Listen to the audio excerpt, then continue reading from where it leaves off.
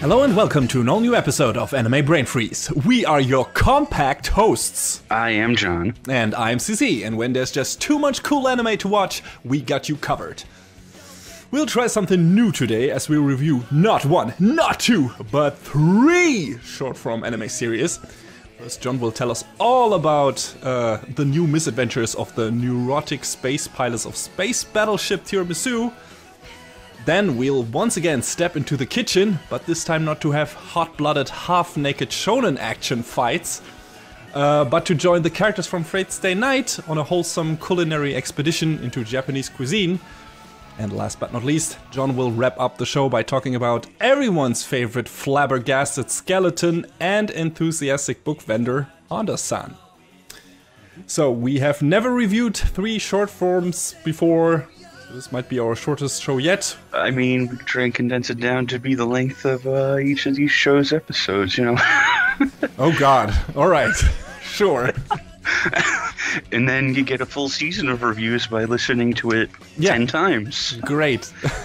Sounds like a plan. So yeah, let's find out if we can do that in a moment. Don't go anywhere. We'll be right back.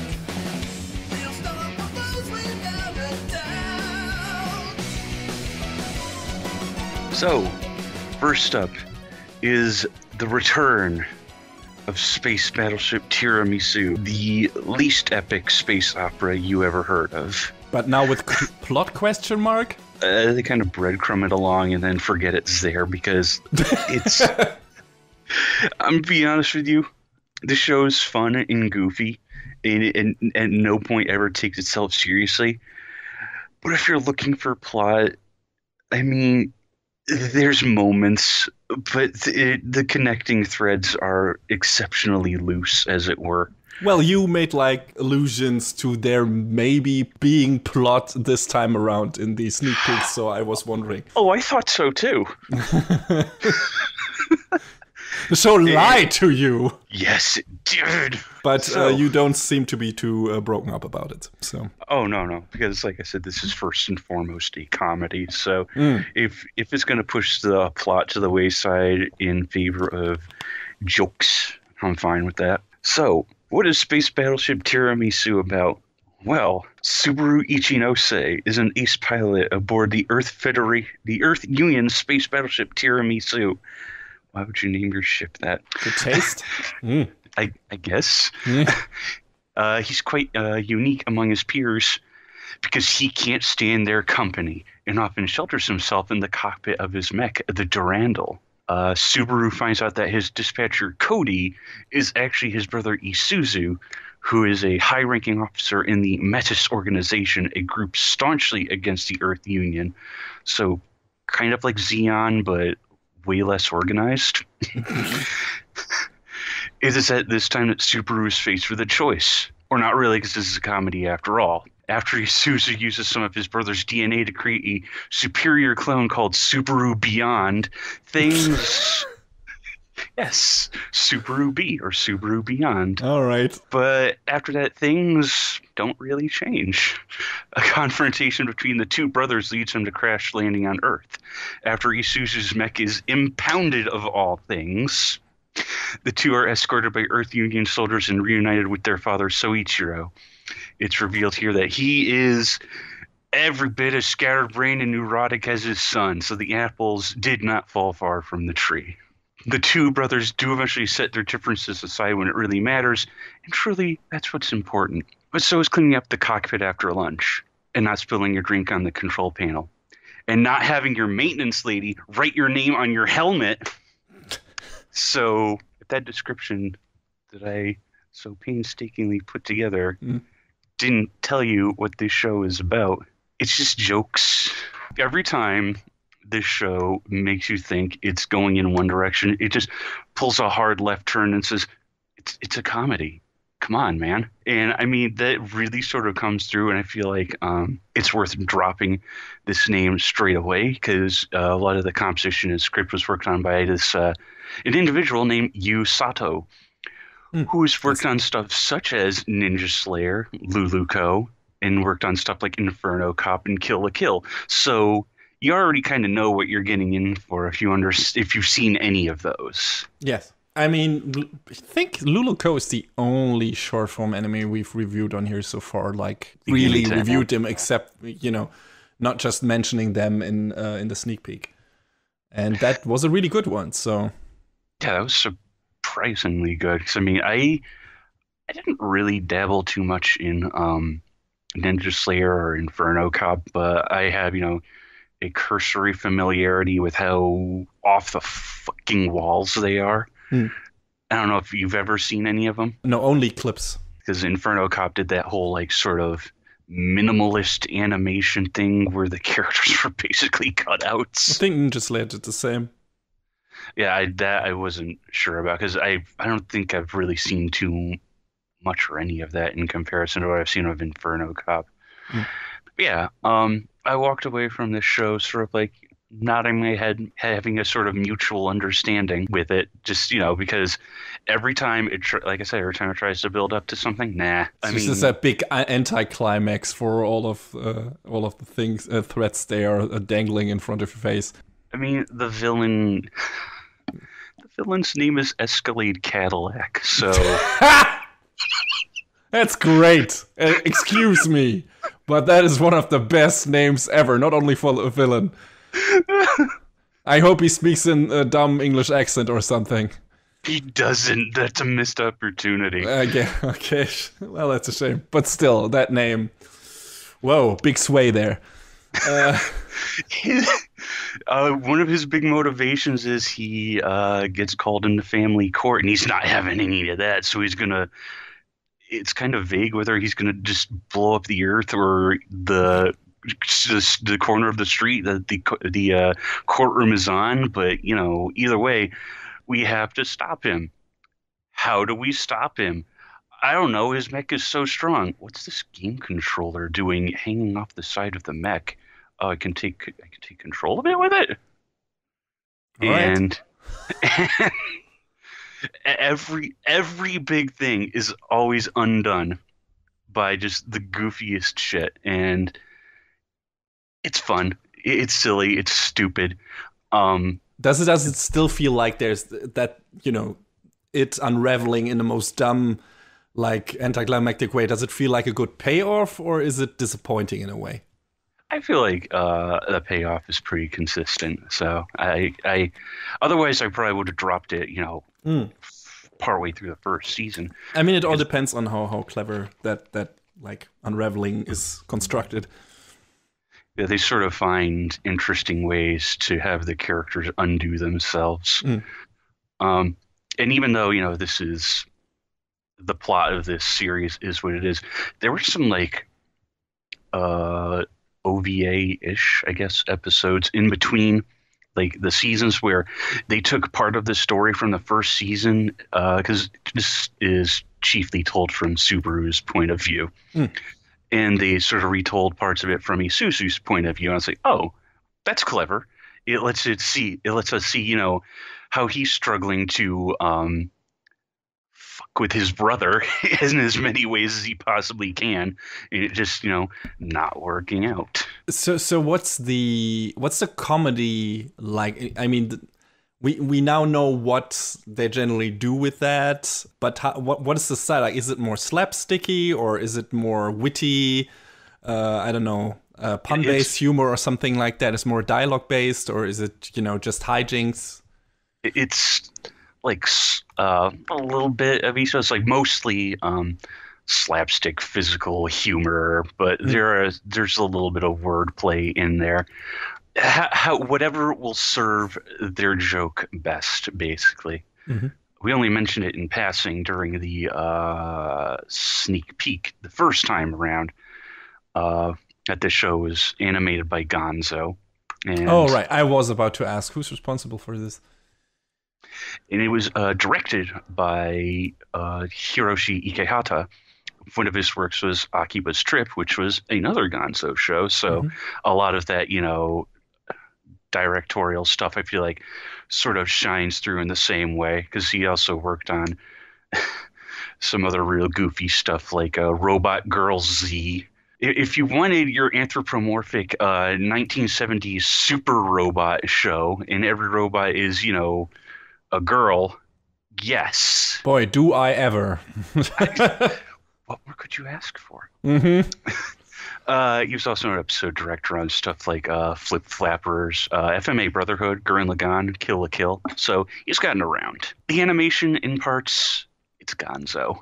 So it's not always the top shelf stuff, but I feel like it doesn't really matter For a comedy 100% of the time for something like this. Yeah. Yeah, for a comedy show, it's not always that important. The most important thing is that the animation is snappy enough to make like a good slapstick scene, or like an a suddenly erupting hilarious moment work.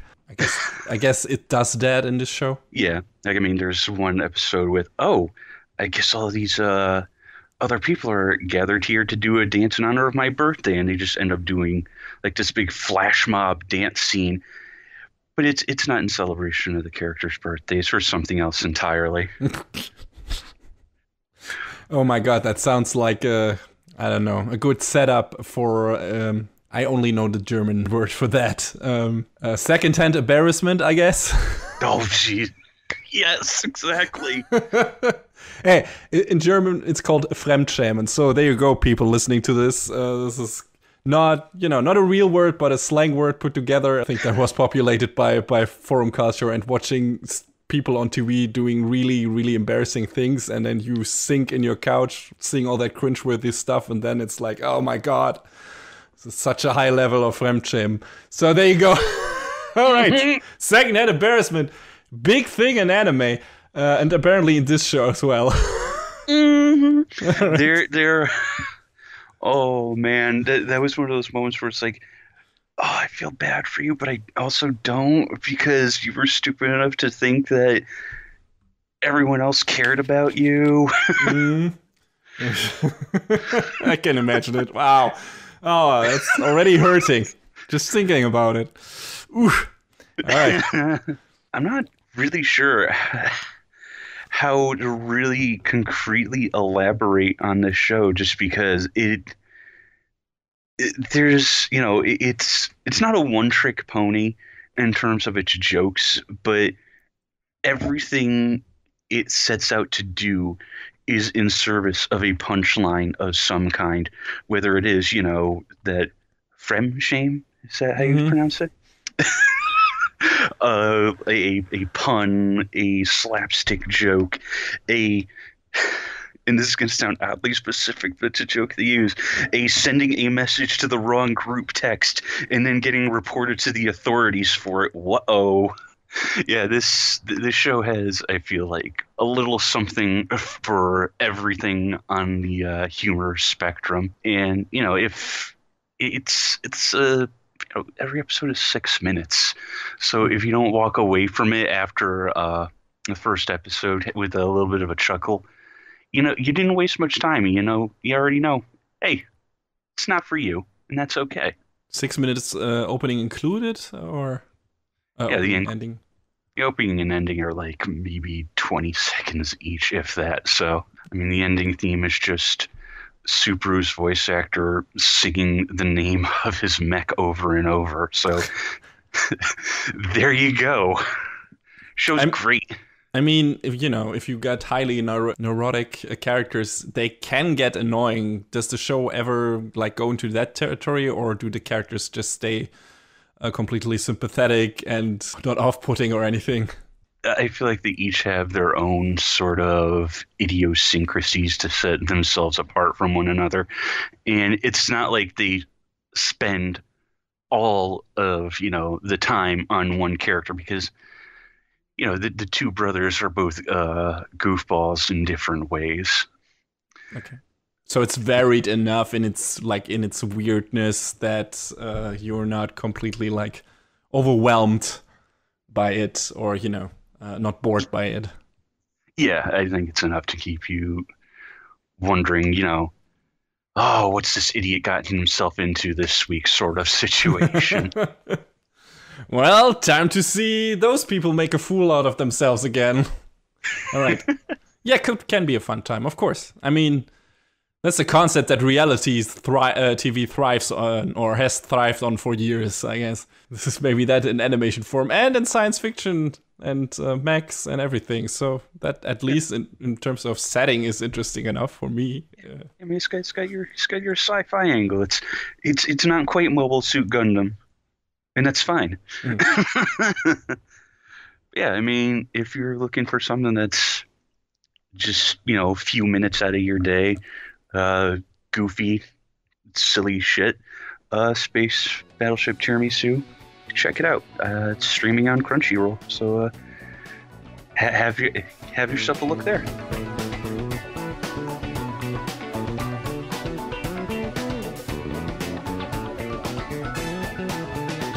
So the next show on our list is something completely different from what John just talked about. Because it's basically a cooking show, and that's it? Really?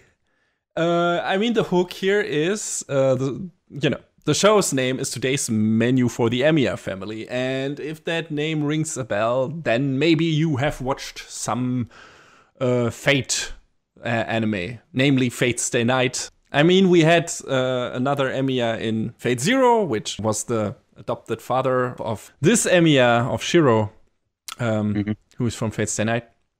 But he actually is in one episode. Now that I remember. He's in one episode of this show. Fate Stay Night, or Fate in general, is a big franchise. And Fate Stay Night is the thing that started it all, the visual novel. Can you believe it's been 15 years? No. Jesus. Which was originally like visual novels, fantasy, mystery, / hentai / everything. Created by Kino Konasu. And yeah, that got translated into or adapted into an anime by Studio Dean, which was not great. Don't watch that original adaptation. Just don't. And, then we got a prequel in the form of Fate Zero. We got a new... we even had a movie before that, right?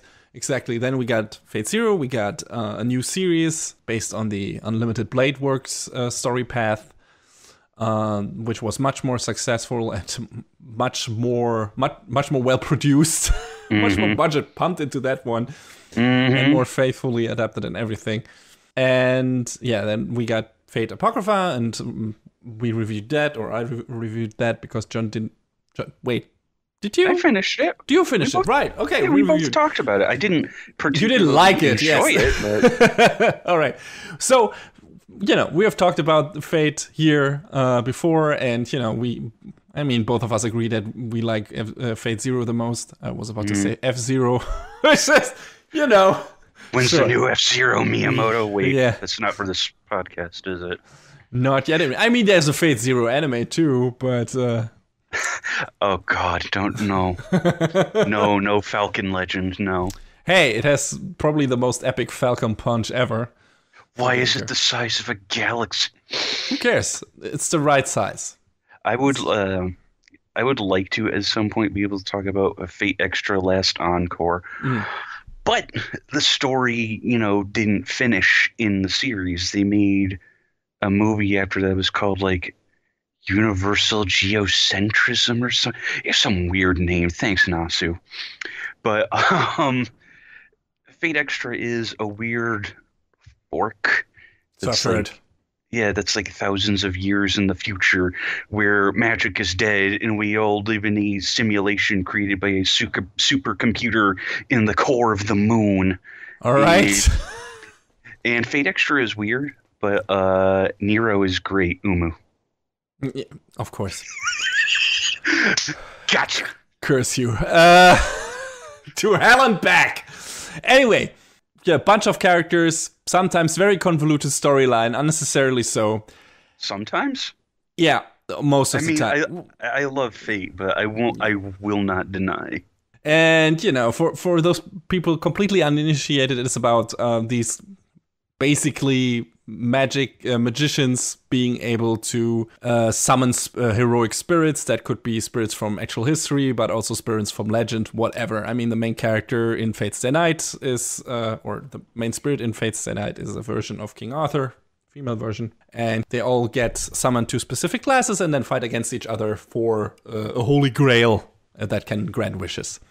So yeah, that sounds super fantasy-y and complicated, and you can forget all of that for this series, because this is, like I said, just a cooking show. It's all the characters from Fate's Stay Night. Shiro, Saber, Rin, Sakura, who else do we got? Ryder, Lancer, everyone from Fate's Stay Night hanging out together and eating delicious food that mostly Shiro puts together for dinner. And maybe we get a few scenes before that function as a setup for why he's now specifically cooking this dish, or why he is cooking that for, that assortment of people.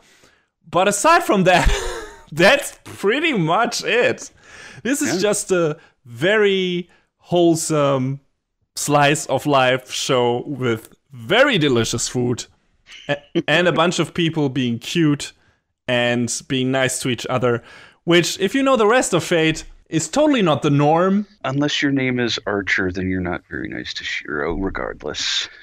Yes, okay, well, whatever. There's some baggage there. But still, even their scenes are funny in this one. They're not like laden with, with angst or something like that, or anger. It's just like, oh my god, what do they mean his food is better than mine? Or what did they mean his food is really great? I need to train. Yeah. And that's pretty much the extent of that. Aside from that, it's just everyone looking very much, forward to food Shiro makes, and then making very satisfied and happy noises once they eat the food, and getting like little flowers appearing next to their heads, being very content. So if you expect anything story-wise from this short form, you will not get it. You will definitely not get it. This is just fun, super comfy and cute. Super little cozy show. And this is basically just a complete fan service show for people who watched Fate's Stay Night and who maybe want to see the characters in a more happy environment. I mean, the main show is about everyone killing each other, basically. And this kind of alternate universe take is just, posing the idea, hey, what would happen in a world where all these characters could live happily together and wouldn't have to fight each other? And, that's nice and wholesome, and it makes you long for this to be the reality, actually, especially if you know the rest of the series. It's like, I mean, those characters have great dynamics here and everything, and, play really well off each other, and then, remember what happens in certain routes of Fate's Stay Night, and you look at fucking Ilya and are like, oh, you poor girl. But, yeah, that's not happening in this show. I'm telling you all about the things that are not happening in this show right now. But yeah, it's just nice to see like everyone being lighthearted, everything having a nice atmosphere. It's a well-animated show, naturally, because it's done by the same studio that has done the main shows, at least Fate Zero and Fate's Stay Night Unlimited Blade Works. It's done by Ufotable. And it's also done by the same director who directed Fate's Stay Night Unlimited Blade Works. So, yeah, this is a good-looking show. Bit different in terms of style from maybe what you've seen from the other Ufotable Fate Zero stuff. It's a bit softer. It matches the character designs more closely of the basically doujin that this is based off of. Oh, it's based on the doujin. I didn't know that. Yeah, it's based on a comic of the same name, but created by someone named Ta. All right. The name is stylized as capital T, capital A, lowercase a. So, well, as long as it's not Tosh, that would be a surprise, because that's the guy behind Food Wars, and he likes his porn. So, I mean, again, that would fit with the original Fate's Stay Night, I guess. but not with this specific show. Yeah, all right, that makes sense. It's just, it feels a lot more fluffy, not just in tone, but the way it's drawn. And, you know, characters often have like these cartoony, super deformed faces and everything, you know, just to be more cute or to look funnier, whatever, which doesn't happen in, you know, the actual Fate Stay Night show. But in this, and yeah, it's not really much on the comedy side either. I mean, you have some of the characters pulling the hijinks stuff that they pull in the main show as well, namely Shiro's sister, you know, his adopted kind of sister Taiga, who is very, I don't know, extroverted, likes to drink a lot, and she's kind of there for a lot of the comedic scenes. And then that's a thing I really liked about the show, because we see like one of these rare glimpses into Shiro's childhood where he makes food for Kiritsugu, for his father. And that's a very nice scene that we have not really seen in any of the versions of, you know, Fate Stay Night so far. Neither the Fate route or Unlimited Blade Works route in the animation form. And it was nice seeing Shiro in his childhood genuinely happy for once. Nice change of pace there. And yeah, aside from that, only a few comedic bits sprinkled in between. I mean, it has a generally jolly atmosphere, but it's not like, oh, now slapstick moment and oh my god, haha, this. I mean, you know, there are funny scenes in there, namely, you know, Lancer taking every job in the city, apparently. Yeah, and then there's like an episode where they go to the water park before the cooking happens, and there's a little volleyball match between the servants and the masters. And now I want a Fate anime where the Great War is decided by beach volleyball. That would be amazing. I mean, hey, that beach volleyball fight looked really good. Really well animated. And I was like, hot damn. I mean, that's UFO table. Yes, I want this. I mean, if we can get like this weird alternate universe cooking tale, why not get a fucking sports anime out of Fate Stay Night? I'd be fine with that. Maybe someday. Give me Fate Stay Haikyuu. I don't know. Anyway, I wonder, is there even a happily ever after ending in the original visual novel that could lead to this kind of story situation that we're seeing here? Or is like, no, most of these characters on either route are dead? Because I don't know what's happening in the third route in Heaven's Feel, though has its second movie coming up, right? Yes, I've still not watched the first, mostly because Aniplex likes to overcharge on their Blu-rays. But from what I've gleaned about Heaven's Feel, it's not good for anybody. Okay. And we've already gotten adaptations of Fate and Blade Works, and we know how those play out, so... I would like to see a well-animated version of Fate one of these days again. Yeah, maybe. I don't see it happening anytime soon. Maybe in the next few years they'd redo that. It'd be nice. But yeah, today's menu for the Emiya family, or Emiya-san chi no Kyou no Gohan, is a very, very comfy, cozy show that borders on the line of Iyashikei healing anime. That if you're in a bad mood or you need to like completely relax after work, like get into a zen state, this is the show for you. You got some nice play between the characters in the beginning, you know, some cute funny moments here and there, and then you learn something about food. And it's not just like, oh, here's the food and everyone is enjoying it and that's it. No, they show you how the food is prepared, more detailed than in Food Wars, actually. They basically like run down the whole recipe and, you know, show you how it's prepared and with what kind of utensils and everything, and tell you everything. And it's like, here's how you make that dish, and then this is how it's gonna look, and then everybody eats it and everyone is happy. And I actually got I think it was the second dish he makes, the one with salmon that looked really good. I definitely want to try that out myself. That looked really good and not too difficult, so I want to try making that. So hey, I already got something out of the show, more than, you know, just feeling comfy and cozy while watching it. I mean, and that's definitely one of the things that makes you want to try making this stuff. Whereas with Food Wars, you look at it and it's like some of these like there's nothing wrong with the food or the preparation food wars, but sometimes it's just so elaborate that it's like, I would like to try making this, but Jesus. Yeah, it's like, I mean, that's the nature of food wars, because these are all supposed to be like these exceptional chefs, the elite of the elite, and you're like, how am I supposed to stack up to that? I'll never be able to make this. And this is like, oh yeah, he's, you know, Shiro is an everyday guy, you know, aside from being magician, but, you know, he's a normal guy, self-taught. He watched, you know, cooking shows on TV as a kid, and that's how he learned to cook food, and that's that. And so that's basically you if you're watching this show. It's like, hey, here's the recipe, here's some hints on how to prepare it, and we'll show you some of the stuff. It's not live action, but still, it's close enough.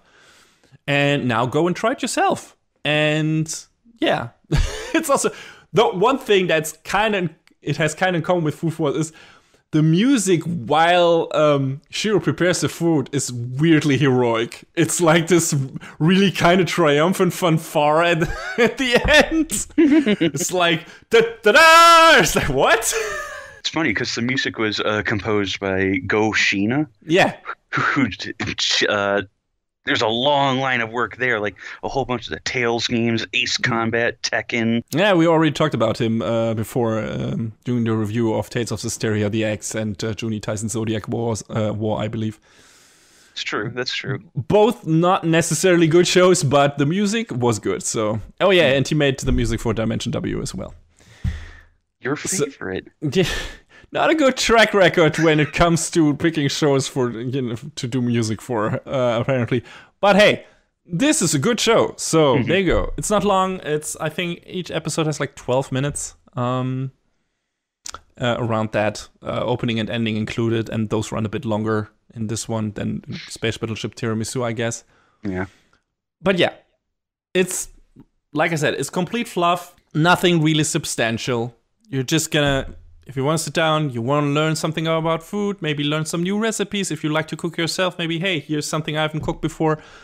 All right, let's try this one. It looks tasty. Everyone in the show is enjoying it, so I don't know. Maybe someone in my life will enjoy it too. Or, you know, just you. If you only cook for yourself, that's fine too. If that's what you're in the mood for, it's not a big time investment. I would say give it a chance. It helps if you are... Definitely helps if you have watched Fate Stay Night, any version. Because, you know, all these characters are from that show, and there are some in-jokes here and there, and some characters reappearing from that universe. And the characters playing off each other probably won't make much sense to you if you don't know them from that other show. So, just as a PSA, that will get you a lot more out of the show than... if you're not familiar with that. If you are not, you basically only get the dishes and the good atmosphere out of it, but you won't be familiar with any of the characters, and that's a bit of a detracting factor. But aside from that, it's a very fun show. It's on Crunchyroll, and I think you're gonna have a good time if you give it a chance.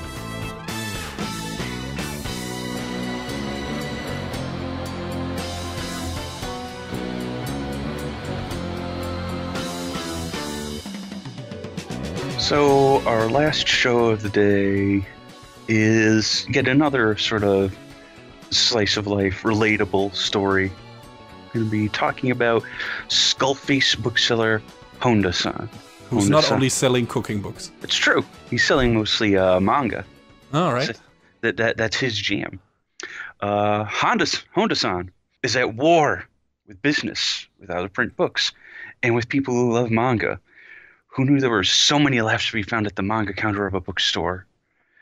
And we follow the day-to-day happenings that take place at a certain bookstore where the love of comics and all sorts of other bookery is abundant. So this show's setup is pretty simple. It's all about a skeleton. There's nothing simple about this. Shh, don't worry about it. It's all about the skeleton and his pals. You know, we've got someone who wears a welding mask, someone wearing one of those plague doctor, you know, masks with the long nose, someone with a paper bag for a head, someone who's got a rabbit for a face. Don't worry about it. It's everyday normal. And it's just all about this guy, Honda, and his life working as, you know, a bookseller in this nondescript little bookstore. it doesn't sound like there's much to say, but if you've ever worked in any kind of retail, then watching this show will probably be, one of the most relatable things, personally relatable things from this season that I will get to talk about and probably won't ever get to talk about ever again. So the show is, again, another short form show, very sort of even compared to the previous two that we just talked about, an even more minimalist animation style where the characters just sort of slide across the screen and have very simple animations, but it's all in service of telling what it's like, working at a bookstore, stocking the shelves, selling the product, helping the customers out, closing out for the night, how hectic the holidays and big sales when there's a new release can be. And yeah, that's it. But the show is sort of a, as it were, an autobiography by the author, who is credited as simply just Honda. Mhm. And because there are parts of the show where he talks about, like, hey, this is a story I wrote to talk about my life as a bookseller. And, again, very, very autobiographical in nature, talking about, his own life, but making it, spicing it up a bit with, I would assume, changing the appearances of his coworkers to, one of those changing the names to protect the innocent, if you're familiar with that bit of dialogue from an old TV series called Dragnet. That's a pull. Yes, a bit. But it's simple in premise and gets across what it's like. I personally have never worked at a bookstore. I almost did. I was turned down for the job, but But you have worked at retail. Yes, in retail. So all of these things that you see, like making sure everything is stocked, cleaning up the shelves, having to talk to customers, having to run the registers, taking phone calls, answering questions. All of these things are here. And poor Honda-san, he loves books. He loves his manga most of all. So when he happens across like these very forceful foreigners who have questions about, I just want to read this, and it's like, because they don't name other manga by name, but it's one of those things, you know what they're talking about. It's that sort of situation. Are they talking in bad English or this hyper emphasized Japanese? Both. All right, great. It is both at the same time, basically. Konnichiwa.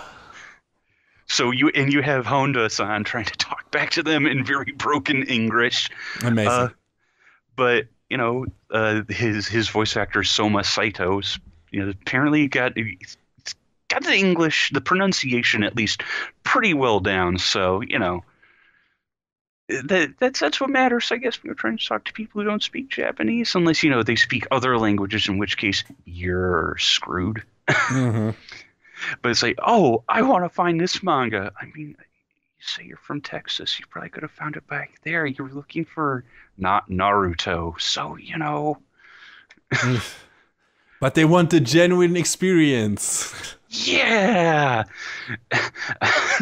There's a scene where he's taking a telephone call and the customer is asking for something ridiculous. And then at the end of the call, he has this reaction that I can totally get in on the ground floor of it, where it's like, taking phone calls is scary. Yes. It's like, yep. Agreed. It sure is when you work in retail. Not only in retail, trust me. Oh, yeah. If you work in the kind of data tech department and you have to explain things to people that, only you have a, slight grasp on yourself and you don't want to sound like an idiot, whoosh, not good times, especially if you're not good with people. Yeah. So I can relate. Part of the story also relates to, oh, Honda-san, you're going to work over in this department today. What are you talking about? All I know is comics. I don't know anything about I forget what the other department is, so we'll just say for the sake of argument, I don't know anything about self-help books. I know comics, man. So, I've had that experience as well of having to relearn on the fly. Yes, I know the thing you're looking for. I don't actually know the thing. Let me get out my cheat sheet. Yes. That's I need to stall. That's like, I'll be honest with you. I currently work at big box electronics store with a blue and yellow label. I think that's enough to describe it. Uh-huh. And for one holiday season, I was slinging TVs and video games. And the nice thing about that was people were willing to, give you that moment to look something up if you didn't know. Like even the managers were like, hey, if you don't know, just take out your phone, go on the app if there isn't, an available computer, and just look up the information and, figure out what, everything about it alongside the customer so you can learn as well as explain and convey to them. So that was nice for a while. But, it's still one of those situations where, dude, I'm right there with you. Honda, I get you. I'm with you, man.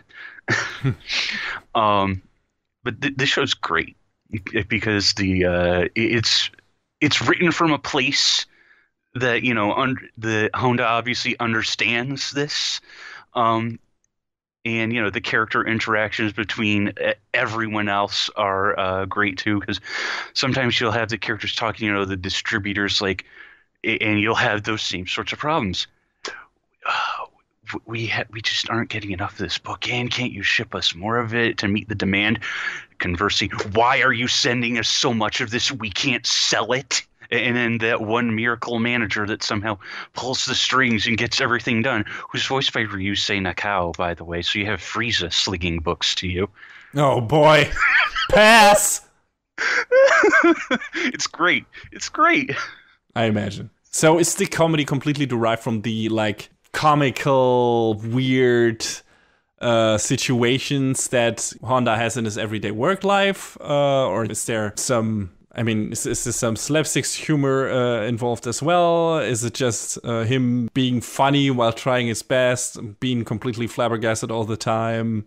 It's pretty much that, yeah. Just trying to do your best, and then because there's also one scene where they're talking about the comic that the show is based on. Yeah. When he's talking with a publisher about it, why are you drawing yourself like a skeleton? Listen, dude, I don't want to draw myself as as better than what I look. I'm gonna make myself look like a skeleton, thanks. And it's great. It's great because that part is just like obscenely self-aware on levels I've never seen before. That sounds good. I mean, even the opening theme is self-aware. It's a little number called ISBN, Inner Sounds in Book Noise. So if you're familiar with an ISBN is, it's an international standard book number. It's what you assign to a book before it gets published. Part of the chorus of the song is it's read as knowing, save in, aid, force. Okay.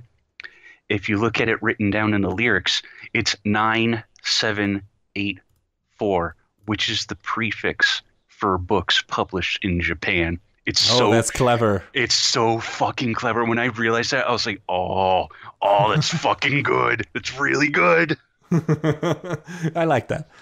So you've watched a lot of workplace comedies in your anime life, and I think you enjoy them a lot. So what is the most different, special thing that Honda-san brings to the table, aside from it being super relatable, since you have the benefit of having worked in retail? I think it's pretty much that, because I do love stuff like working in servant service, but I never worked in a restaurant, and I've only ever held like one office job before, but it wasn't that kind of office job. So I look at this show and I'm like, yeah, that's my life. As the memers say, it me. Do you think the show has enough in it to enjoy it if you are not accustomed to retail life? If you lead such a treasured, blessed existence that you had never have to deal, with retail from the other side of the counter? That might be a little bit of a tough sell, because it's like, why would I want to watch this show about being in retail? Blah. I just buy my books online. Brr, Amazon. No. Come on, man. Try to see what it's like for the people who are helping you out. I mean, are there enough in-jokes in there that, well, he's a bookseller at heart and he's specialized in manga and comics and everything. So is there enough of in-jokes in there, or things where it's like, yeah, I know that kind of anime fan. I know that kind of manga fan. I know that person, and that's a nice caricature of that kind of fan. That you can get enjoyment out of the show just by the virtue of being into anime and manga. Yeah, I mean, from the outside looking in, I guess you could get in on it on that level where, because, man, even not even being a retail worker, but seeing certain types of customers, you sort of get that feeling like, man, why you gotta be like that? So I think that's another way you can really relate to this.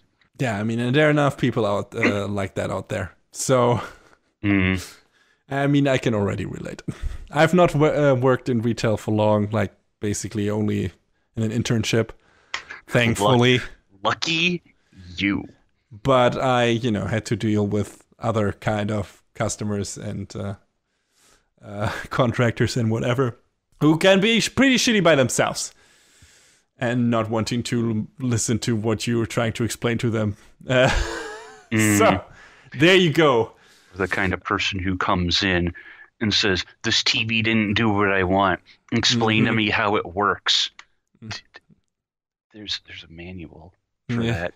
I mean... I'm not gonna read. I just want to say that is a story that comes from a spot of experience. Yeah, so, I mean, there's enough in that show probably that teaches you a lot about, seller-customer interaction on many levels, not only for retail or, general human interaction. So, if you get some enjoyment out of that, maybe that show's for you as well. Anyway, but where can people see it? I can watch it on the Crunchyrolls, much like many of the other shows we talk Triple about. threat from Crunchyroll today. We're not sponsored by them. We could be sponsored by them. Watch on crunchyroll.com/animebrainfreeze. It's not a real URL. But yeah, legitimately, Honda-san, I didn't expect much out of it, but I think it's enjoyable on several different levels. So, again, and like the other two shows we talked about today, it's a short form show. You watch it for a few minutes, you don't like it, that's fine. You didn't waste too much of your time. But if you did watch it, just keep watching. It's great. It's great. I mean, by the time that we have wrapped up the show, you probably could have at least watched like the first 2 or 3 episodes. Well, no, actually, yeah, at least that. I was about to say finish one of those shows completely. Maybe half. Only if its name is TQ, because those episodes are literally 2 minutes long. I guess. But yeah, you could have caught a glimpse in each of those and get a generally good idea what they are about. But, if you just want the audible version of that and can't actually, or don't want to invest the time to watch them, maybe now you have a better grasp on what those shows are and if they're for you. And like we already said, none of them are a big time investment. All of them pretty lighthearted. Maybe, even though they might be a bit cynical, maybe in terms of tiramisu in certain parts and for Honda-san, definitely takedown of retail and of people in general. But still enjoyable, each for their own reasons. So yeah, maybe pick 3 very different shows. Maybe one of them sounded enticing enough for you to, invest a little bit of time there. Got anything more to say about Honda-san? Pick this up. I think that's a nice bookend on this discussion.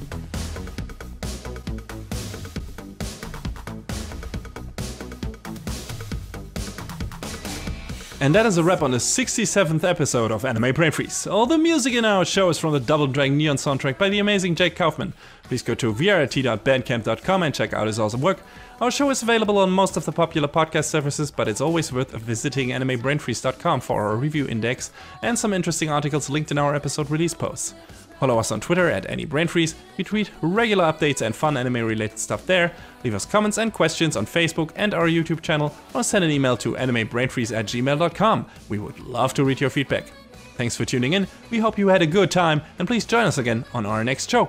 Macht's gut. Take care, everyone. Next time on Anime Brain Freeze. Not your average Shakespearean tragedy. And the gay anime gangs of New York.